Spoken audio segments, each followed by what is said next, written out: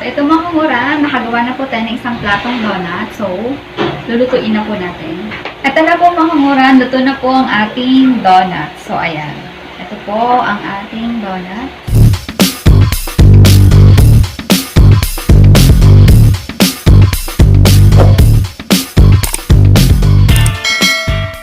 Hello mga kamuran, it's me again, Chona, and welcome back po sa aking channel. So for today's video mga kamuran, magluluto po ulit tayo at ang lulutuin po natin ay donut.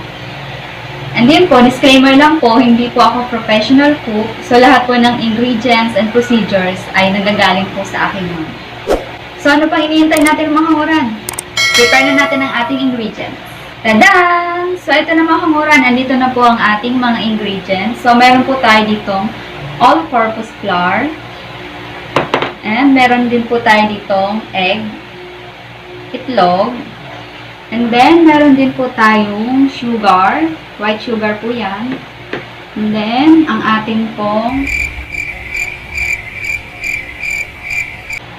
baking powder. And mga kamuran, kailangan din po natin lagyan ng vanilla. Siyempre, para bumango ang ating lulutuin. And ito po, margarine. So, tinunaw ko na po ito kanina. And then, meron po tayong evaporated milk. And kakailanganin din po natin ng royal. So, ayan. According lang po sa mama ko, lalagyan daw po yun ng royal. So, malalaman po natin yun mamaya. So, ayan. Start na po tayo mga kamuran. Mix na po natin ang ating mga ingredients para makagawa na po tayo ng donut. So, ito po, may malaking bowl na po tayo dito. Ililipat ko lang po itong ating all-purpose flour para po mas magandang haluin. So, lipat natin siya.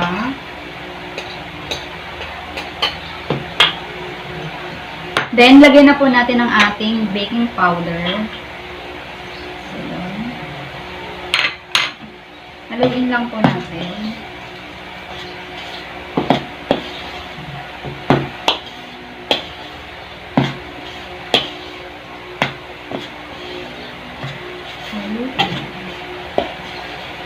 So, ito na mga kamuran, kumuha na po ako ng malaking bowl, tsaka wire whisk, para po haluin natin yung ating itlog. So, ito po yung eggs, ilalagay na po natin. So, kailangan daw po kasi haluin itong maigi. So, ayun, let's start. So, halo-halo lang.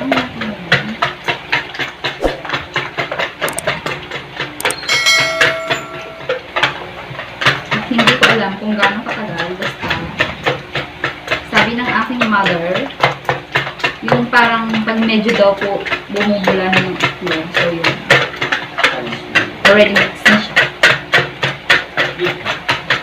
So, ito mga kamuran, ayan, medyo may bula-bula na po yung ating egg. So, lagay na po natin ang ating sugar.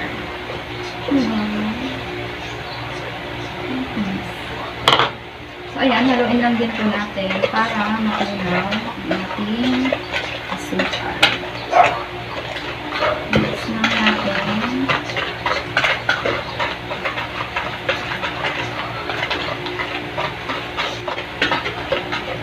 And then, add po natin ang ating evaporated milk. Evaporated milk. Ang ating margarine.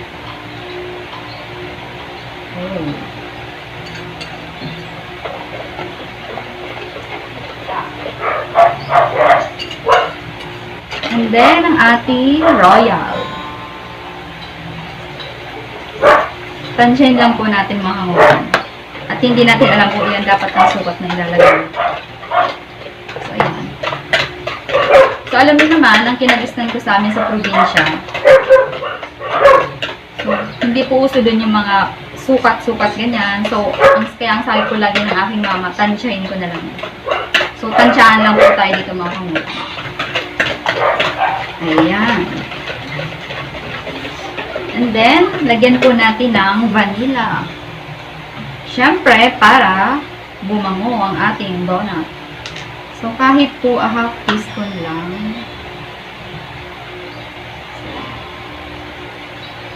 Ayan. Ang bango. So, ayan, halo-halo lang mga kamuran. So, ito mga kamuran. Ayan, parang already mixed na siya. So, combine na po natin ang ating wet and dry ingredients. So, ito po yung ating all-purpose flour na nilagyan na po natin ng baking powder. So, lagay po natin ang ating wet ingredients. So, tansyahin po muna natin mga kamuran. Huwag po muna natin i-ubos. Ayan. So, ayan. Halo-halo.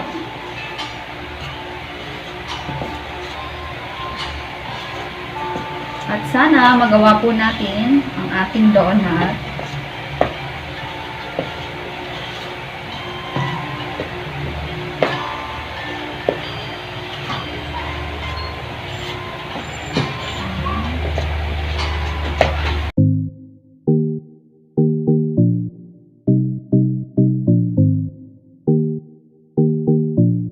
First time po natin gagawa ng donut.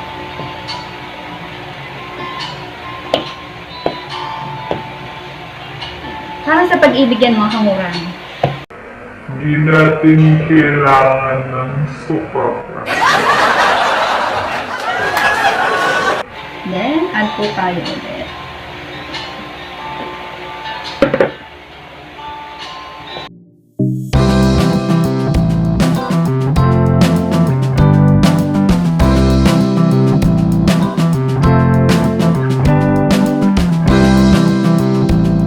At feeling ko mga kanguran, kailangan na natin kamayin.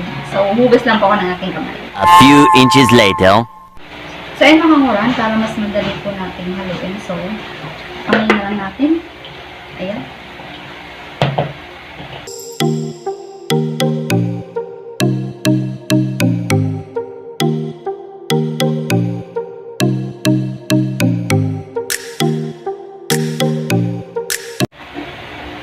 So, ito na po mga kamuran, nahalo na po natin maigi.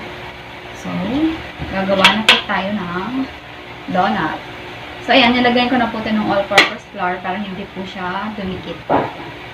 So, let's see. Ayan, so, ito na po tayo ng so, bibilugin po natin. Ang dami nito. And then, like this. Ayan. Ating donut. So, kayo po, kung saan po kayo mas mapapadali. Pero, ang iba po kasi, ginagawa nila is, ayan, bibilugin po muna nila. Ayan, bibilugin. And then, tsaka po nila bubutasan sa gitna. So, ayan. So, ayan. So, like that. Ayan. And then, pwede rin naman po. So, lagay natin.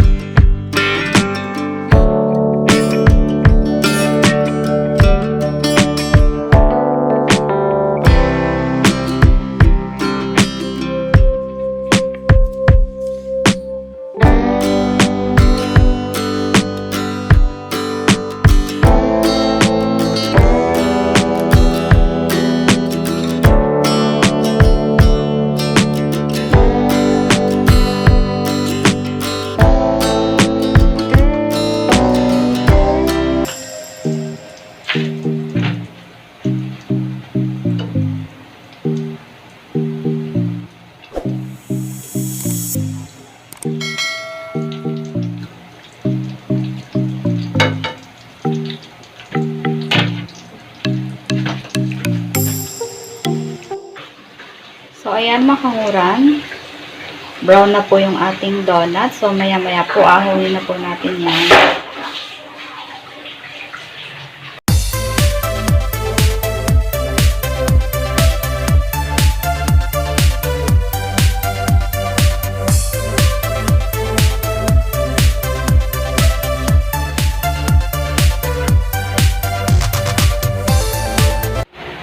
Ito na po mga kanguran, luto na po ang ating donut. So, ayan.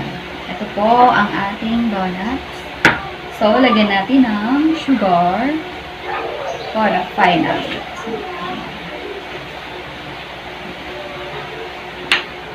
Ayan. So, siguro po, nagtataka kayo kung bakit ganito yung donuts ko. So, hindi po kasi yung ganitong donut yung gagawin ko. Yung ganito po talaga. So, ganito po kasi yung ginagawang donut dati nung nasa Bicol ako. So, kaya yun po yung ginawa natin. So, ito po, kung tatry niyo po. So, yan. Pag pinutol niyo po siya. Ayan.